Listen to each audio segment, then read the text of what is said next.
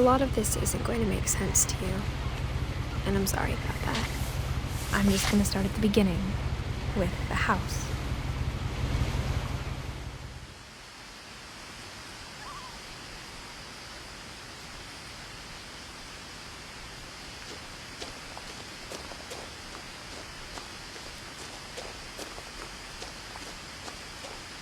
I lived here until I was 11, but I wasn't allowed inside half the rooms.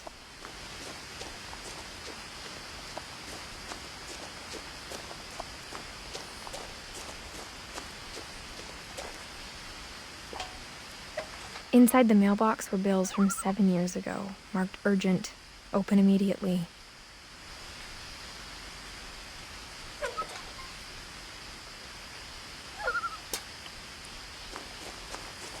I hadn't been back since my brother Lewis's funeral.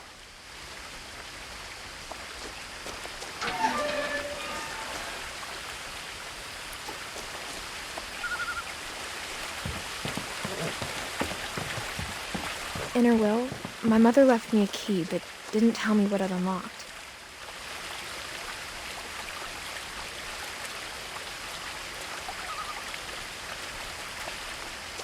Maybe she thought I'd know. Or she thought that the mystery would be enough to bring me back.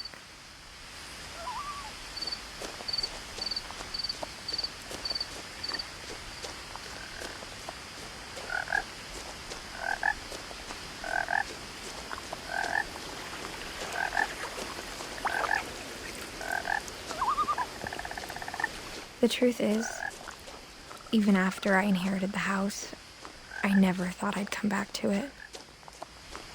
But now I had questions about my family that only the house knew the answers to. The woods around the house have always been uncomfortably silent, as if they're about to say something but never do.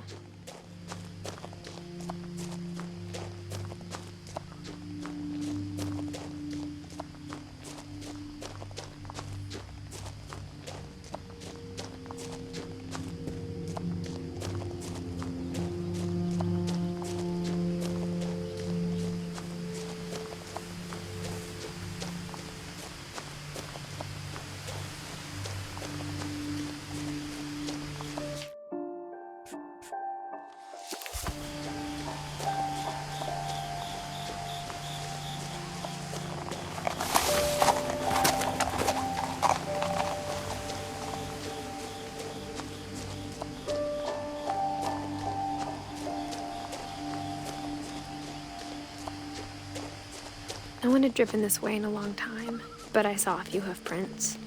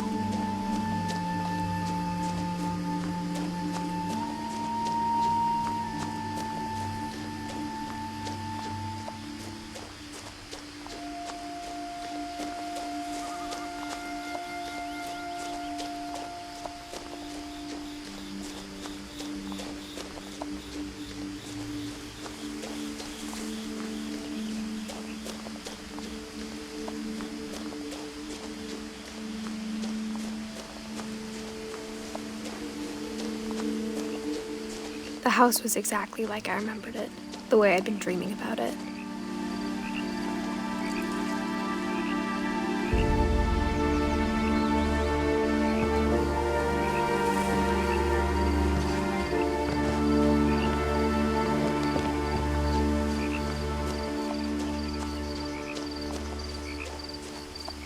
As a child, the house made me uncomfortable in a way I couldn't put into words.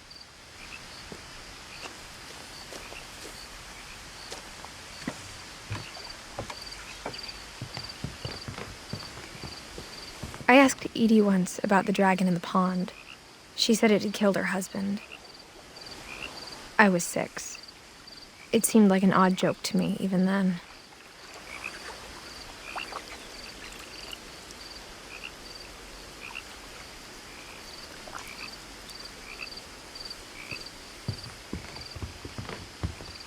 Now, as a 17-year-old, I knew exactly what those words were. I was afraid of the house.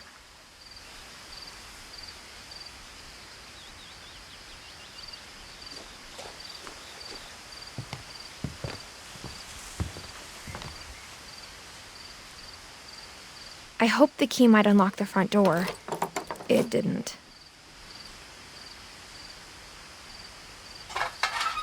Looking in, I felt like the house itself had been waiting for me.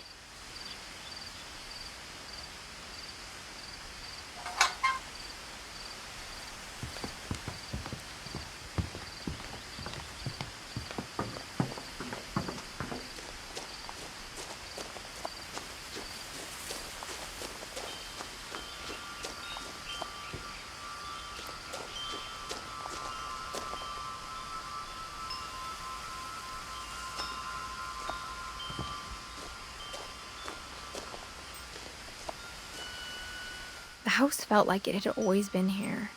Even the swing set was older than my mother.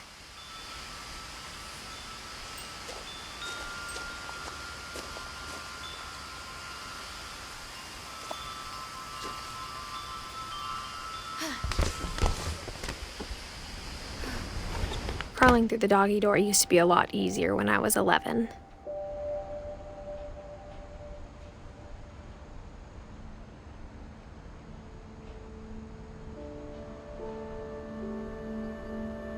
The power had been turned off the night we left.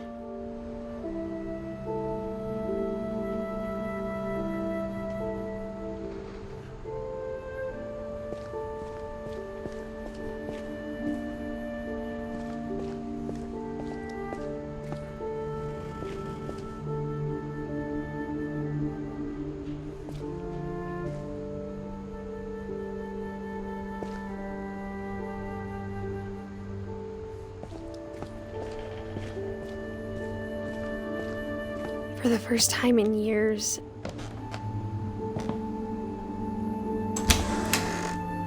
I felt like I was home.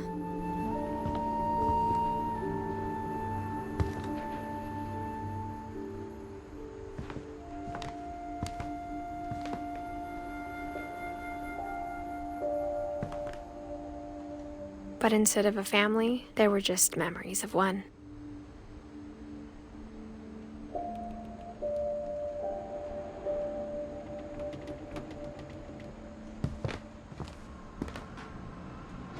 Like how only one restaurant would deliver to our house, so we had Chinese a lot.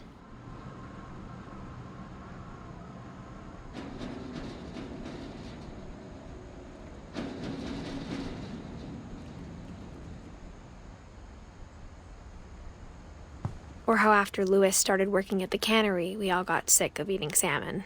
Except our cat, Molly.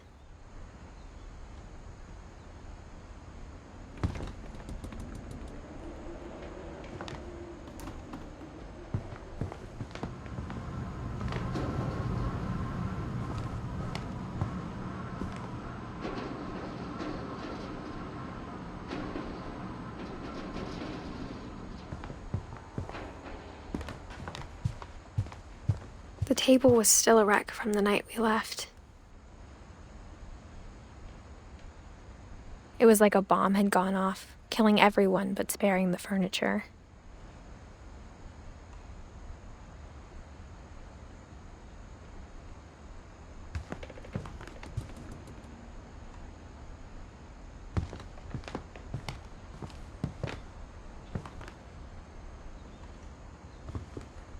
My mom was the only one of us who could imagine Great-Grandma Edie living in a nursing home.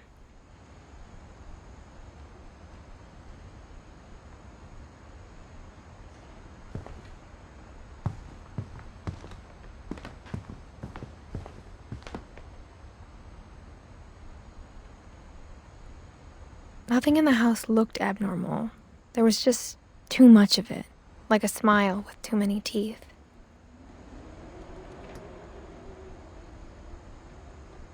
Even the fireplace had a story. Edie told me the bricks came from the original house, after it sank.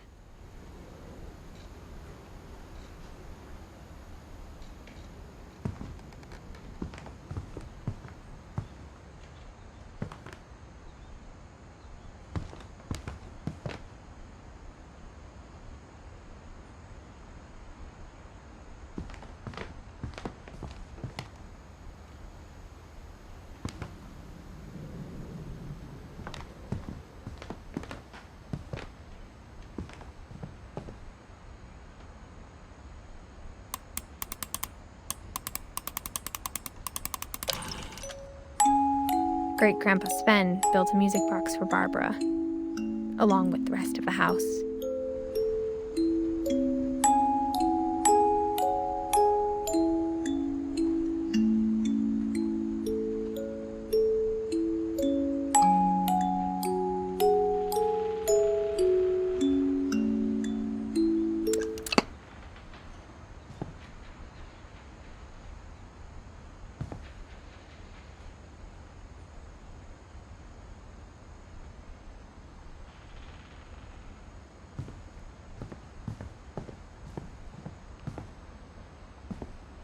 My mom wasn't much of an optimist, but she never stopped believing that my brother Milton was alive. A lot of things got left behind in the whirlwind of that last night.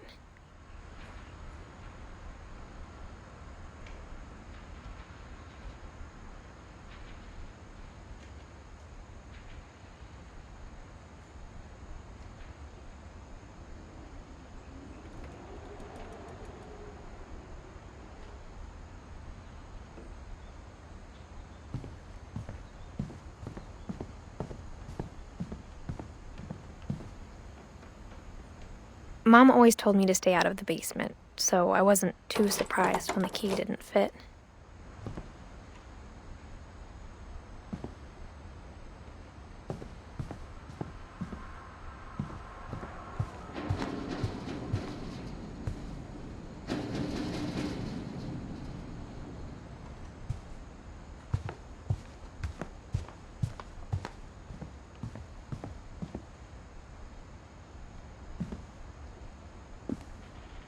After Milton disappeared, Mom sealed up all the bedrooms. Then Edie retaliated and drilled peepholes.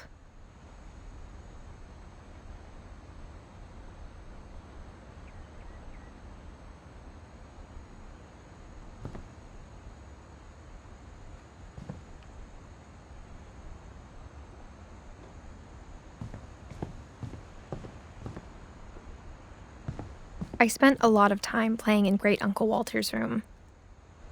I think my mom sometimes regretted not sealing it up.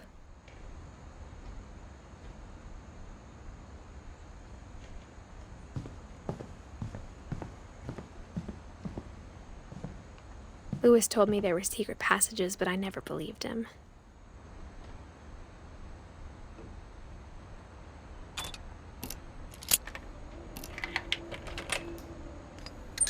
Turns out, my mom was really good at keeping secrets. Now it was time to find out what my mom had been afraid of.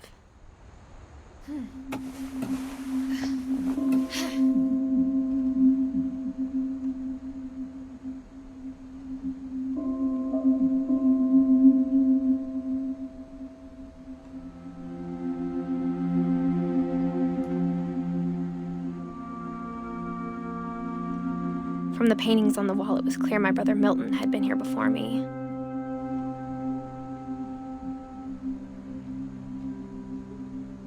Reading this, maybe it sounds like I had a plan.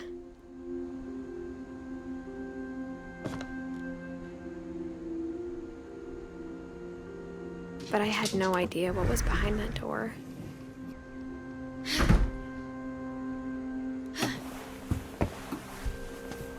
Just like I had no idea where all this was gonna lead.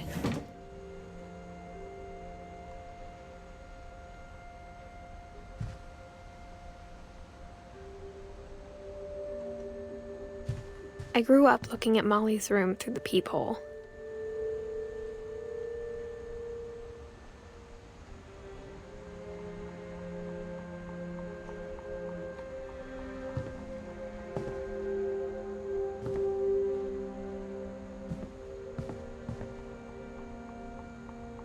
Molly's gerbil had a tiny bedroom with its own even tinier gerbil cage.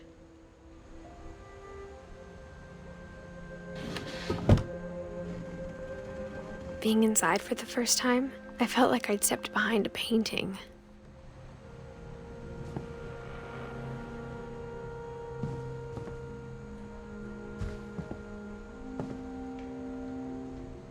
I got the sense Edie had spent a lot of time here, before my mom sealed the doors.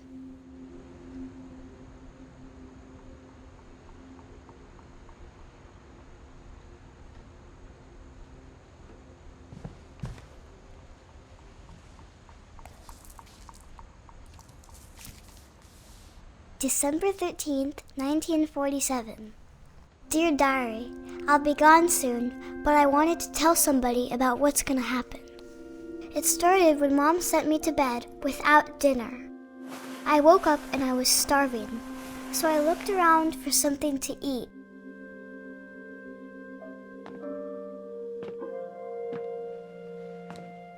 The gerbil food was dry, but I didn't mind it.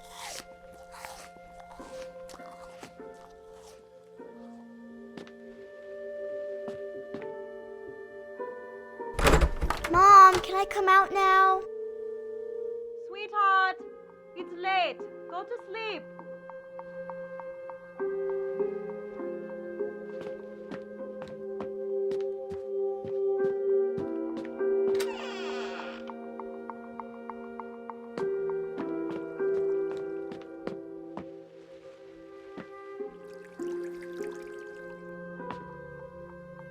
I thought about eating Christopher, but I held back.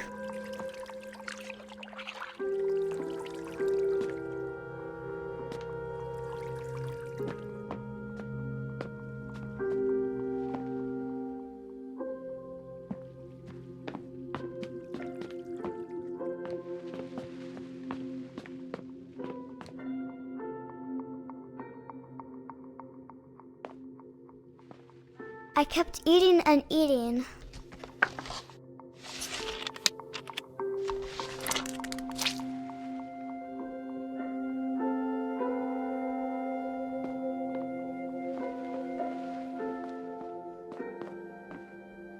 I ate a lot of things that night.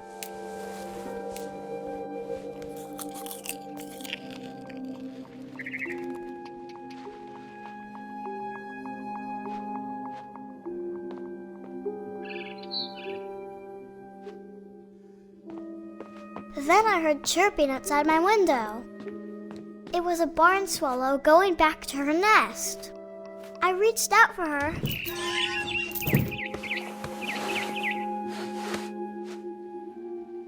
And suddenly, I was a cat.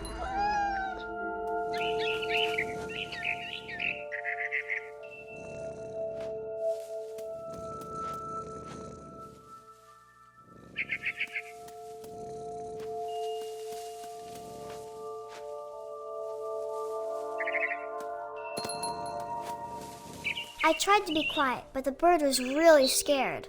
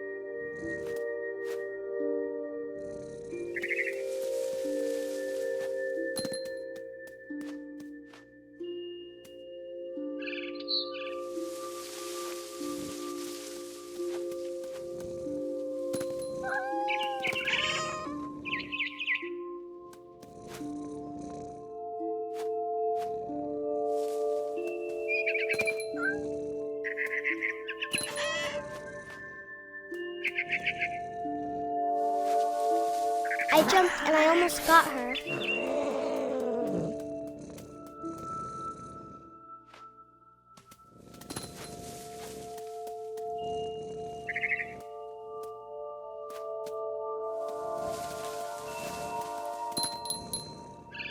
I could tell she was getting really tired.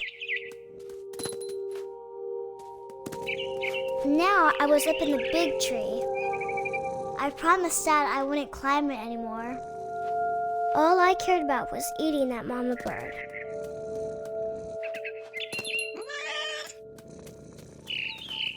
I gobbled her up. And suddenly, I was an owl. First, all I heard was the wind. Then I heard little teeth nibbling in the grass.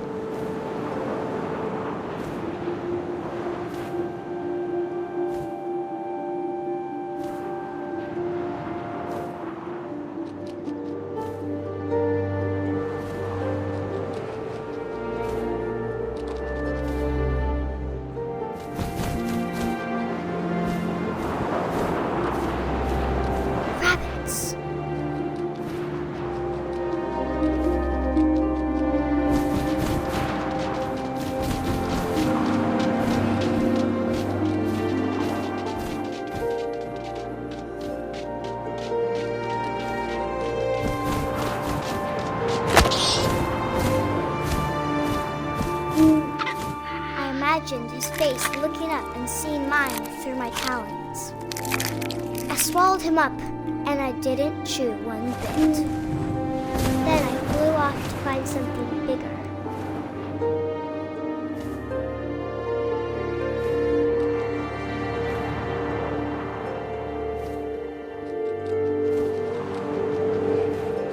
A mama rabbit.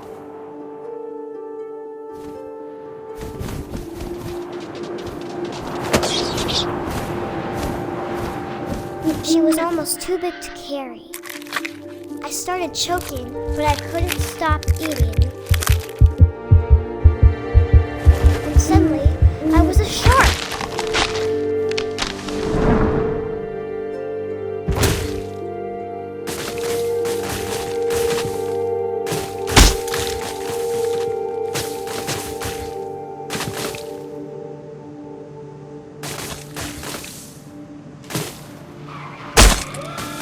I rolled off the cliff and into the ocean. Now, I was hungrier than ever.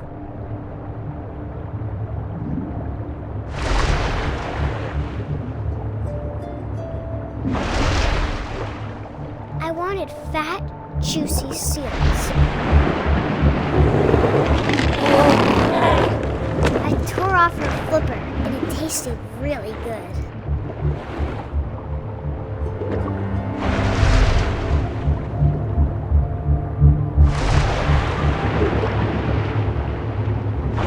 Grabbed on tight, but I was so hungry, I jumped out of the water.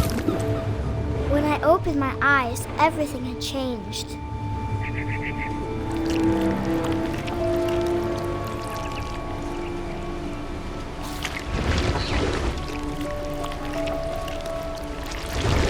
Now I was a monster, and I smelled people everywhere.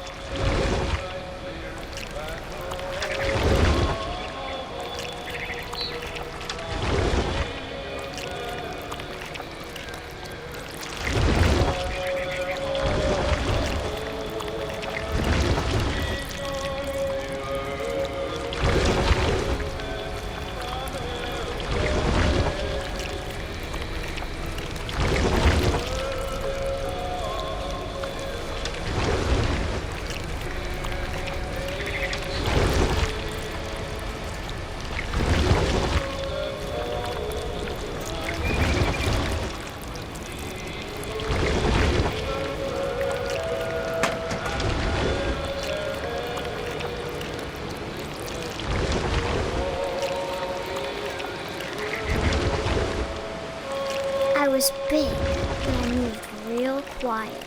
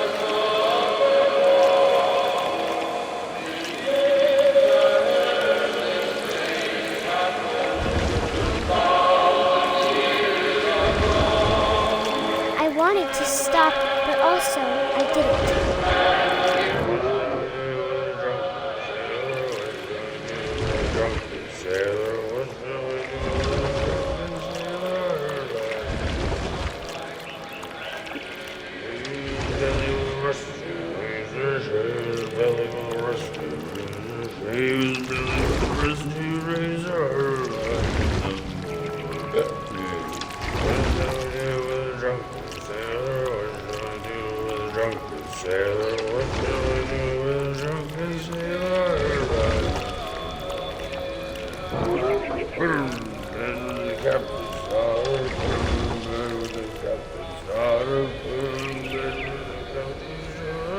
the last passenger, I was still hungry. And to cross the water, I smelled something new. Something I had to have, so I swam towards it.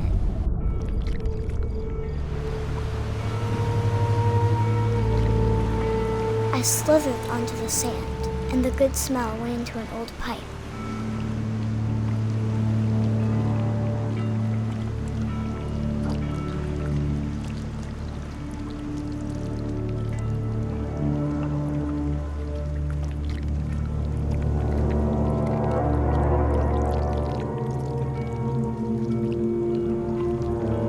I got closer and closer.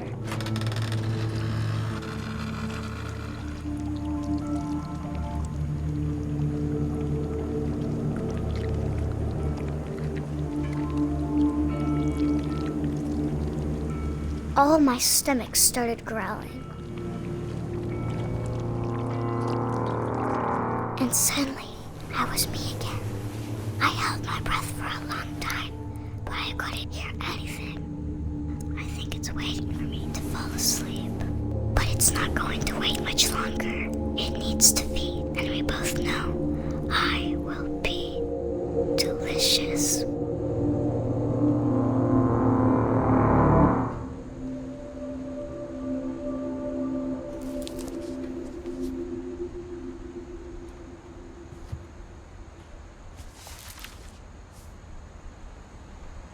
I'm not sure if I believed all of that, but I'm sure Edie would have.